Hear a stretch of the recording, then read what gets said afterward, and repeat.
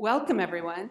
As we get started today, we, in typical classroom fashion, want you to start off with some writing, some thinking on your own. So thank you all for coming, those of you who were assigned to be here and those who came of your own free will.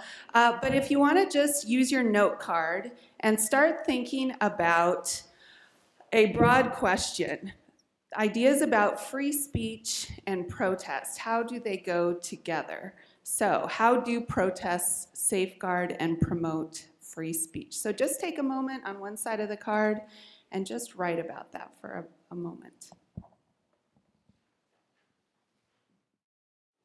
All right, as you are finishing up writing on this question, feel free to keep adding to your thoughts and your notes on your note card. We do want to collect these at the end because we're very interested in some of the thoughts that you have about these ideas of protest and free speech, how they go together or conflict at times.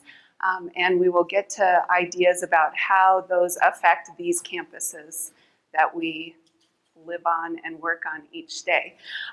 We are very passionate about thinking about the role of the past and how that affects some of the protests that we are witnessing today. So we want to give you just a brief timeline of some of the protests that took place this fall. Hopefully all of you were well aware of these protests and paying close attention to them.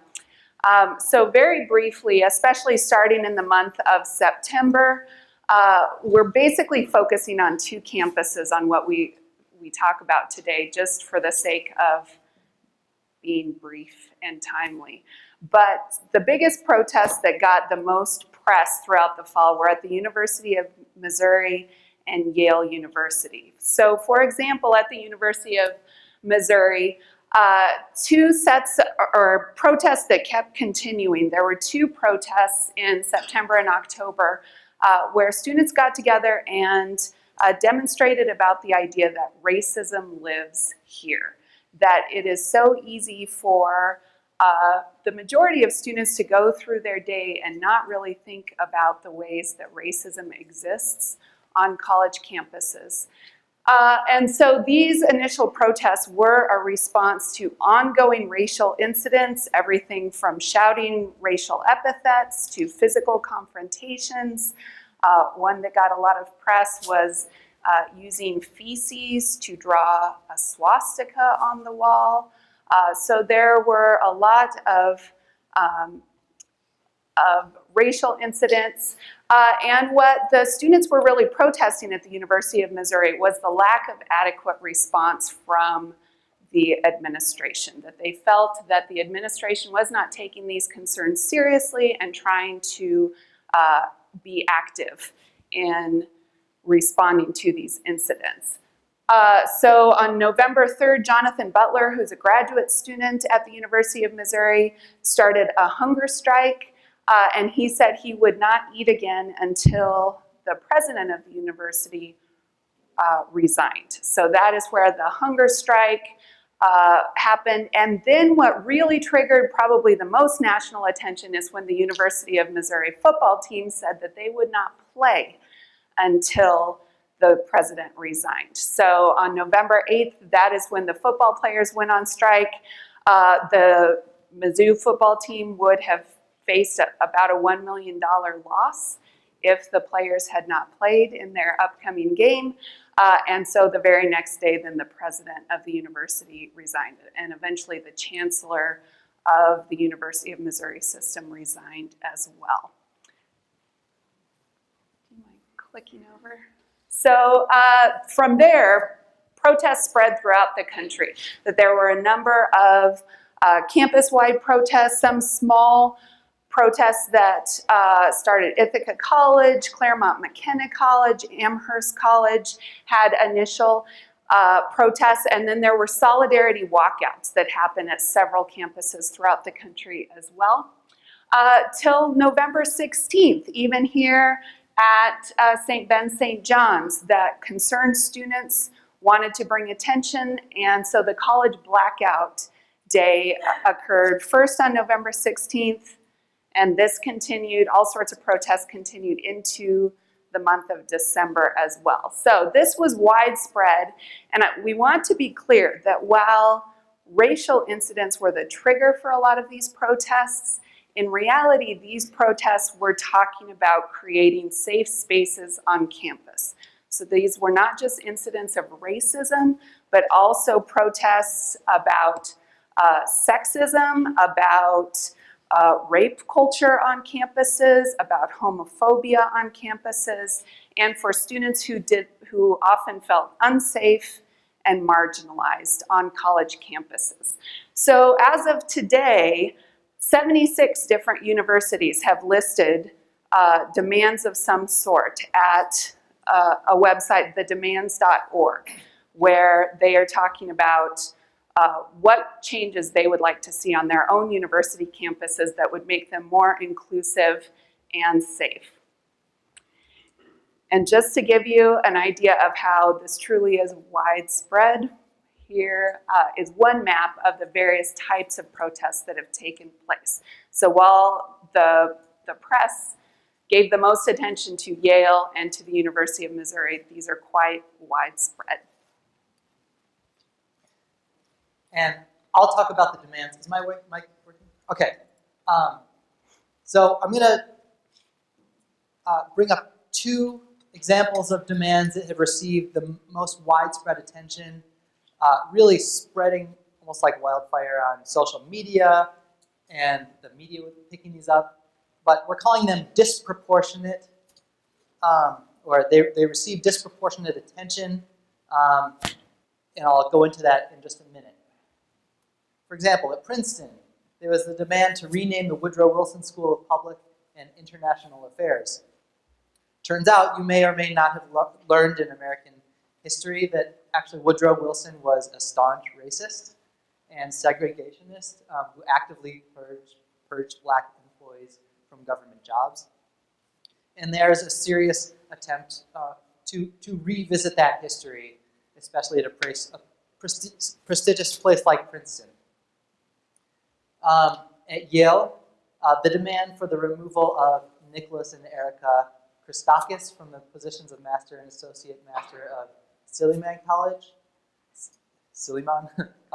after Erica Christakis sent out a mass email before Halloween questioning a call that student costumes not be offensive. So there was an initial message that went out to students saying, please be culturally sensitive and don't dress in blackface. Don't do things that can be very hurtful. And Erica, with the backing of her husband, citing her husband many times, sent out an email saying, let's relax a little bit and be able to take a joke. And she emailed all of the students of this particular school. And there were confrontations between her husband and students, shouting matches. That was spread on social media and has become one of the defining elements of the rejection of these protests. So we'll get into that. Nate Silver at 538, I'm sorry, so the bottom is actually cut off a little bit, but he compiled a list of the demands and ranked them in order of times that they were made by the different schools making these demands. And as you can see, something like, actually at the very bottom, the removal of officials was one of the demands at Yale. That's even below revising speech. That's way at the bottom. And yet it's received the most attention. The renaming of buildings is only 12 schools have asked for that. But as you can see at the very top, demands for increased diversity or requiring a diversity training really are the big things that students want, that the protest movements want. And this brings us to the fact that it's not about incidents here or there or bad apples in administration. it's about addressing systemic issues and changing the culture of campuses across the U.S. So just to reiterate the point that I made, these protests are addressing systemic issues, not isolated incidents. The protests on each campus may have been triggered by specific incidents, but behind these incidents are larger systemic issues of campus culture that tout diversity while tolerating pervasive racist practices, symbols, and policies.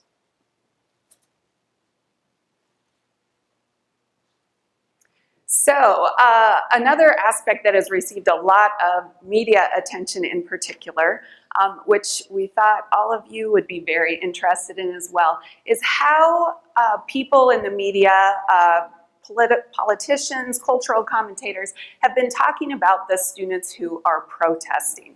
So a lot of the language that is used to talk about students who are trying to change their world, trying to change their spaces. That college students are just fragile, they're overly sensitive.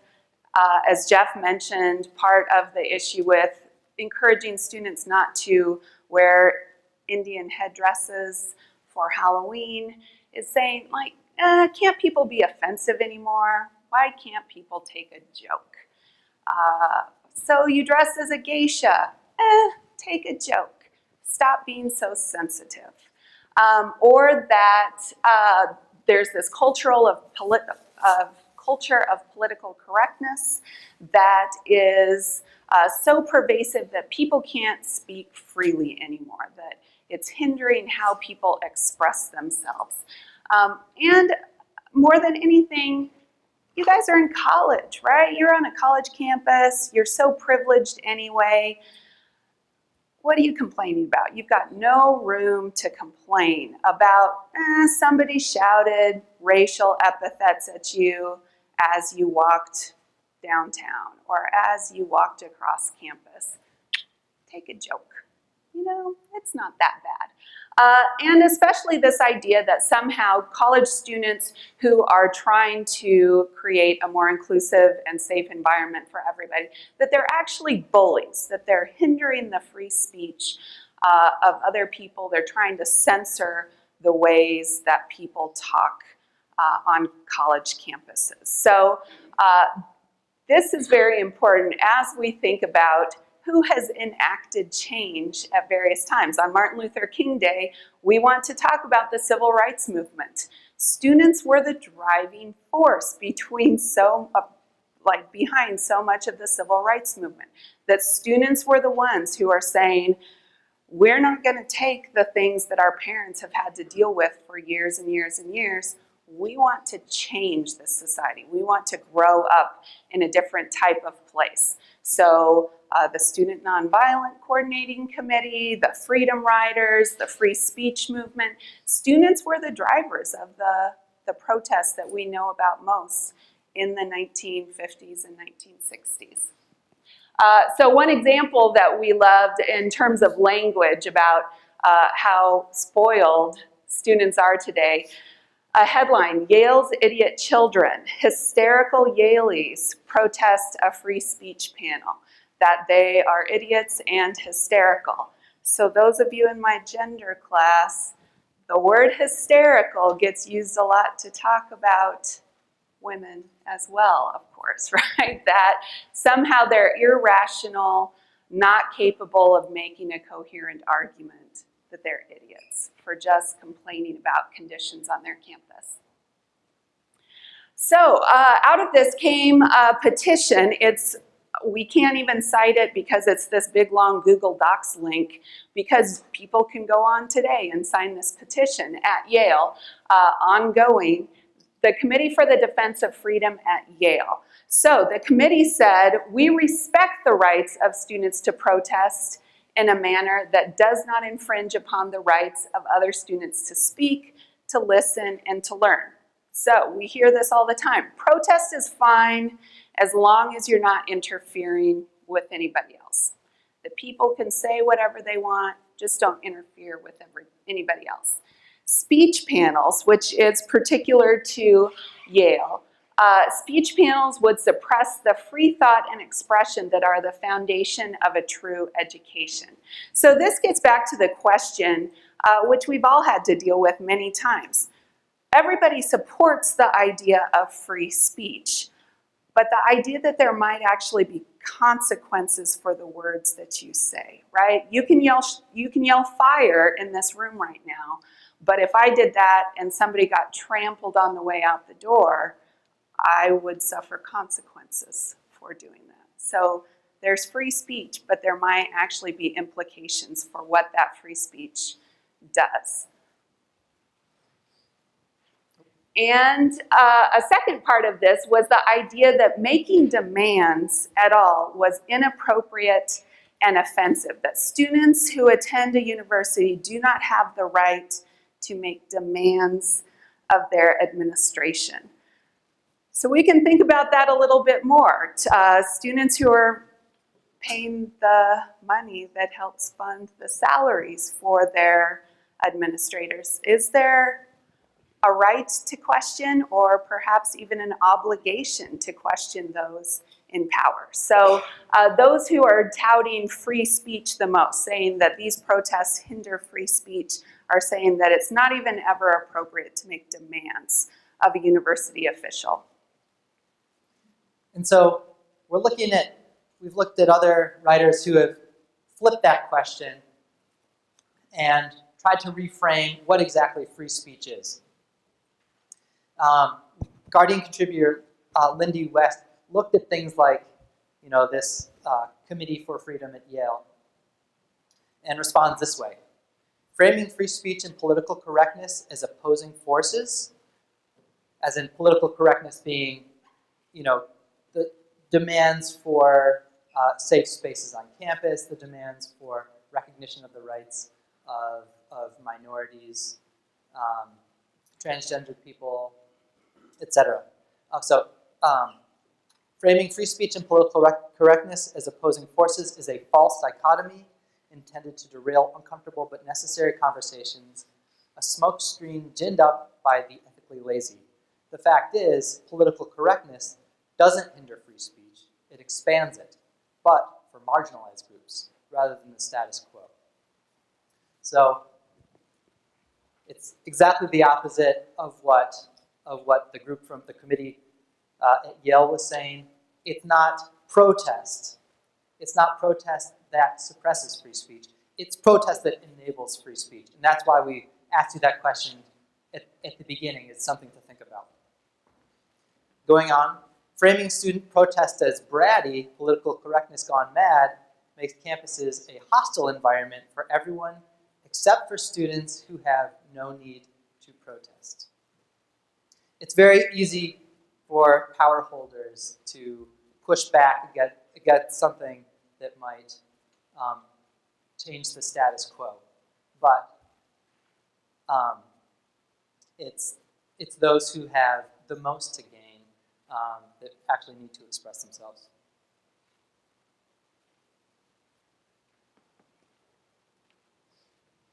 So, a couple questions regarding this Committee for the Defense of Freedom at Yale. One, is free speech always civil and non-disruptive? For those of you who were here for Eric Putnam's presentation last period, he really made a strong case that Martin Luther King was not merely nonviolent, and in fact went far to show the ways in which his sort of soft rhetoric but radical politics was incredibly disruptive and actually violent itself. So, must free speech be civil and non-disruptive? Who gets to define civility itself? Those in power? That's the way it usually is. And we thought this was a nice little gem of a quote by Salon writer Brittany Cooper, who says, "The writers of this petition clearly don't see just how much they sound like their ancestors who balked at uppity Negroes who demanded to be treated with dignity." this is also gets to the heart of this question, can you ask politely for dignity? Or is it something that actually must be demanded?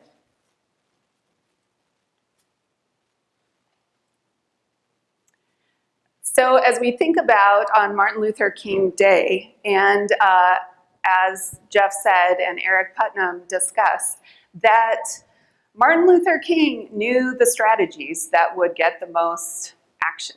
And if you want action, you have to be disruptive. So it's so easy for us. We so want to have this very tidy little narrative of US history, that there used to be problems in the past, there used to be slavery, there used to be segregation, and then the civil rights movement happened, and people protested nonviolently. Certainly they weren't disruptive, and then everything changed. And that, as we know, that's just too easy. It's too tidy. It's a nice little story to tell about the past.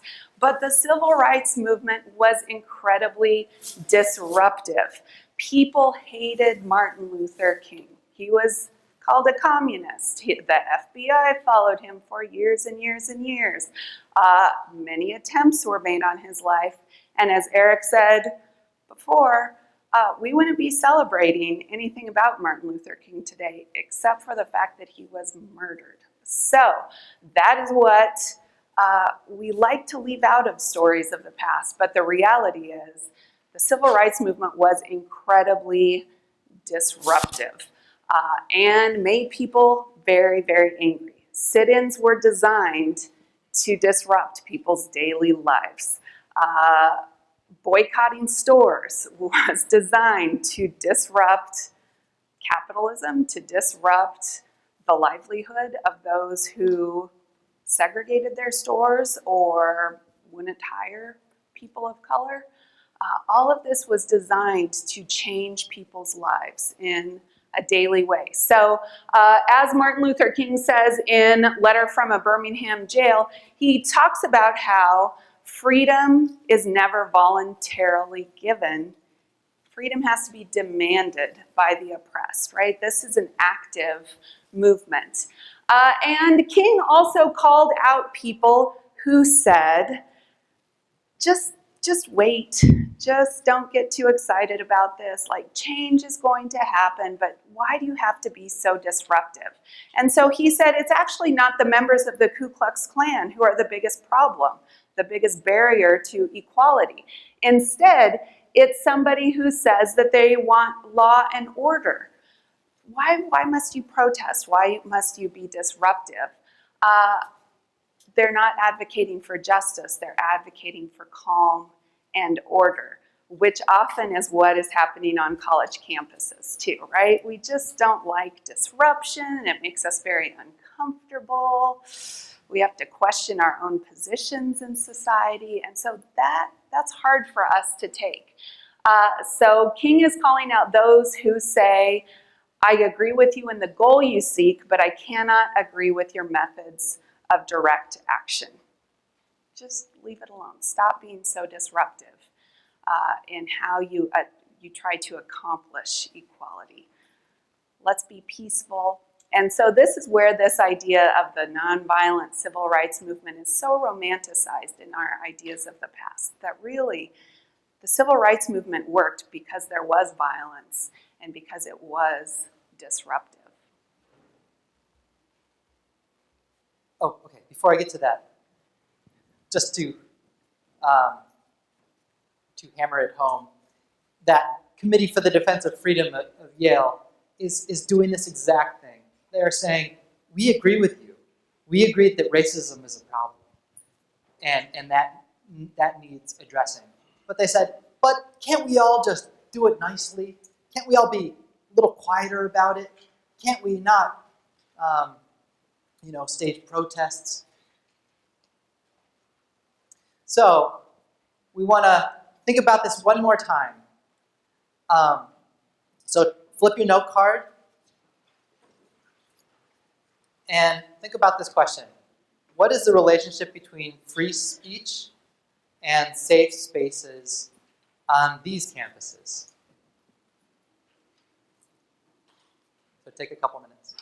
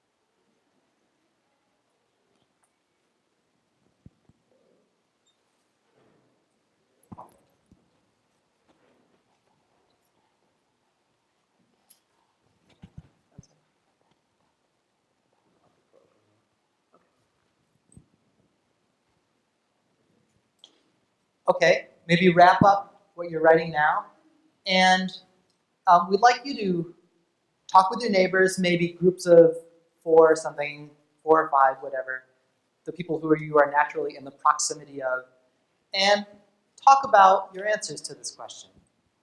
And then in a couple minutes, we'll bring it to everybody to discuss it.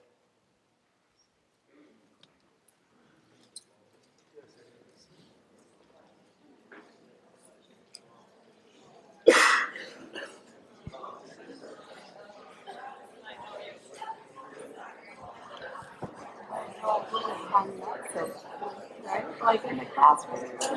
I know. There's a Formality. class I asked lots of questions. You can have them.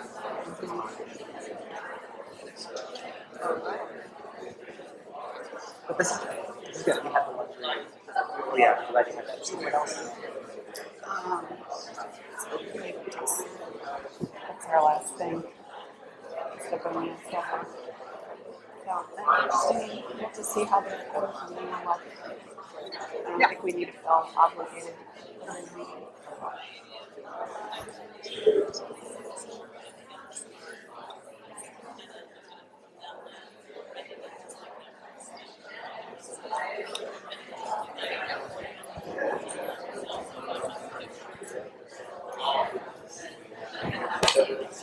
Safe space at the moment. No. Do you want to? So a bunch of like students Asian countries were saying that this criteria wasn't representing like the General Tso's chicken. Like they were serving it. It was like steamed instead of fried. But they were serving it incorrectly, and then there might have been dishes off. Because it wasn't, the original. They were saying that this is someone's first introduction to that food and that culture. Then the dining college was pretty interesting. For after years, it's pretty incredible. Yeah, that adds another dimension.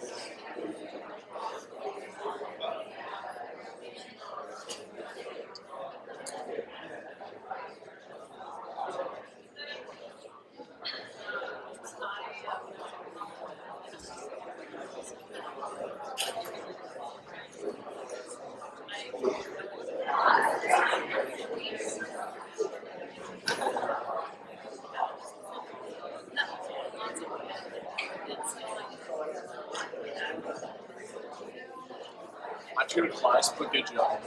Yeah, sure.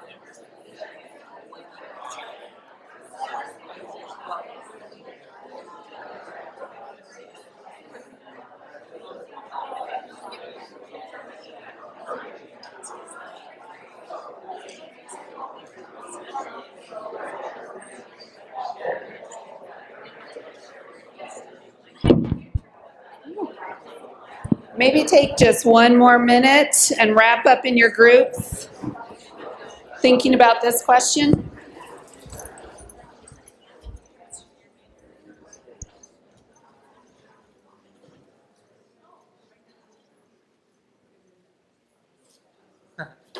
Or 10 more seconds. Okay, yeah. All right, so we'd love to hear from all of you about the kinds of conversations you had. Is there a brave soul who'd like to?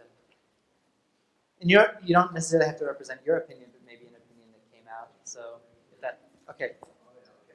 So we can talk about the protesting and free speech, and so we kind of said that. Well, what I wrote was nonviolent protests are expressions of free speech, and when done on public property should be protected by the government as a viable option to voice your opinion. So like I say, if you're on any public space, whether you're disruptive as you want, kind of like without violence, and like citizens are like a good example of that, where you're kind of being disruptive of the flow, but you're also not outwardly being violent in action. So I'd say that would be a good example of like free speech as a protest. Just out of curiosity, do you understand our campuses as a public space? I mean, so we're on private campuses, but in the sense that we have many communal spaces, does that fit into your definition of more broadly public? Great. Anyone else want to be brave? Yeah, please. There's some spaces that inhibit to an extent free speech for the purpose of protecting marginalized people, which is okay. If there's also spaces that allow for possibly offensive things to be heard. Uh-huh. Which I think is okay. So there should also be safe spaces for offensive views to be heard. And I don't know, what kind of offensive views? I don't know, just in general, like for the purpose of protecting freedom of speech. Okay. Other? Yeah. An idea that came up on this side was we talked about safe and how it can be synonymous to, or somewhat synonymous to comfort. So the idea of free speech and can you really be free with what you say if you're not necessarily comfortable in the situation you're in? So how we talked about how your environment can kind of dictate what you say or what's considered free speech. Yeah, and there's also the question of when does speech, where do we draw the line between free speech and hate speech? And do we go to the hilt and tolerate hate speech as a freedom of expression? I mean, that's something that we need to think about. Other? Is this uncomfortable to talk about a little bit? Were you comfortable in a group talking about it? More than you are with other, we're asking you to actually explore some little bit uncomfortable questions.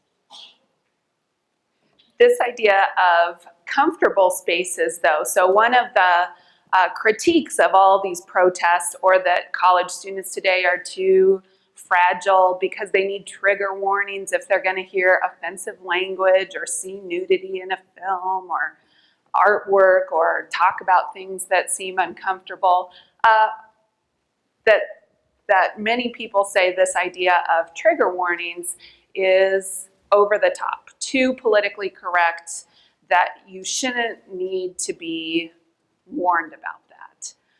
Whereas others, of course, say this has a real effect on the mental state of people who have experienced some of these violent acts or are very uncomfortable with things. So we, as professors, have to think about how do we create a safe space in the classroom, but safe enough for discomfort as well. It's our jobs to make you uncomfortable, but it's also our jobs to make you feel whole at the end of the day. How can we help you to manage all of those? So, I mean, what do you think about things like that? Is that taking sort of political correctness too far, or is that politically correct for a very important purpose?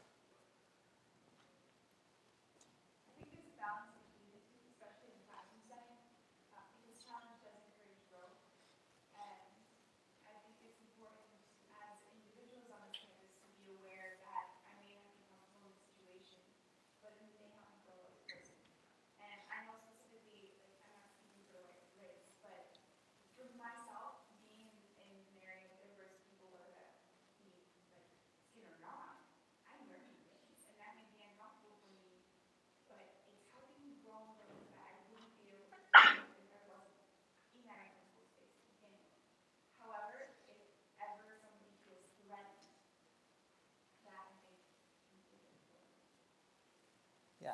And I think that the threat, it's hard to know exactly what safe space means, and it's defined in different ways. But if we just look at the protests and why the protests were demanding safe spaces, people actually legitimately felt threats to their body. They felt at risk of bodily harm, or the target of very hurtful racial attacks or homophobic attacks. So it's that being spared from hurt, and we can separate that from discomfort. I think if we're going to say that discomfort is positive, it's because maybe a college classroom or a panel or something allows for different opinions to be expressed and without people feeling like they're at direct threat.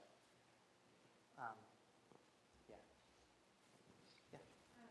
I've heard this expression twice in the last week, and I haven't yet had the time. I was saying, I have this article sitting on my office floor on this concept. I haven't had a chance to read it yet, but I would have read it had I known it was coming to your session. It talks about grave spaces, and I think that's just a really, even though I haven't read that yet, a really interesting alternative to thinking about safe spaces, because on the one hand, I really try hard when I'm teaching to create a safe space in my classroom, but especially at St. Ben's and St. John's, I always feel like we have the triple dose of niceness here, right? We've got the Minnesota nice, we have the Benedict nice. You know, when I was teaching at St. Ben's, we have the St. Ben's women's nice. You know, so in some ways, I feel like maybe the safety might be easier for us, but I think the bravery is really important. Because for me, the purpose of creating a safe space is so that people can be brave, and maybe you say something that was not incredibly well formulated, right? Or maybe you say something that's your truth, that's not the truth of the majority of the students in the classroom. But to try to, for us to have real dialogue, for us to get growth and learning across a range of issues, racial issues, gender issues, sexual orientation, that we need to think about safety, but in the context of being brave and taking responsibility for what we say, and the responsibility for the fact that what we say might, yeah, I don't know, thinking about what the uptake of that's going to be. So anyhow, I just think that's a really evocative idea that I really want to think more about and look more into. And if somebody has heard or knows more about brave spaces, I'd love to hear. I do want to I saw a hand here earlier too. Okay, Saddles, well, please, I think a lot of the idea for brave and safe spaces comes back to the idea of vulnerability and being able to create a space where it's easy to be vulnerable and then being vulnerable, accepted, and encouraged. Again, say those things that maybe don't come out the right person around, only if they get an attitude to everybody. And as well as to say things from the other perspective that may be hard to hear. And I think a lot of this comes back to that idea of being not afraid to express who you really are. Thank you. Should we introduce Bonnie Silva? Yes. We wanted to conclude today and make a little plug for the keynote talk on Wednesday evening, 7:30 at Stephen B. Humphrey Theater at St. John's. So Eduardo Bonilla Silva writes extensively on these issues about this idea of sort of a politically correct way of talking about race and how that actually so often just glosses over a lot of the issues. So a concept that has been incredibly important to me and useful to me, introduced by Bonilla Silva, is this idea that most colleges and universities in the United States are white-oriented and white-led. So a lot of the protests that happened this fall were based on the fact that these universities were originally designed for white elite men. That's who first went to those colleges. So there are class issues that come out of that. There are religious issues that come out of that. There are gender issues, racial issues that these protests are trying to make a more inclusive environment for those who are not white elite men of the mid-19th century, right? Making it inclusive for the rest of us. So he uses this term, historically white colleges and universities, institutions that reproduce whiteness through their curriculum, culture, demography, symbols, traditions, and ecology. So again, many of the protests have said we need to change the seal of the college, because that's actually the seal of a slaveholding family at Harvard. That's not what we want to support anymore. The white innocence game begins with the assumption that these spaces are racially neutral, but that assumption is false. That college campuses are not always as inclusive for everyone as we might like to believe. If you want protests on college campuses to cease and want racial peace in America, then admit that race matters, admit that racism is real and systemic, and Jeff, finish the line. And work with us towards the transformation of society in general and historically white colleges and universities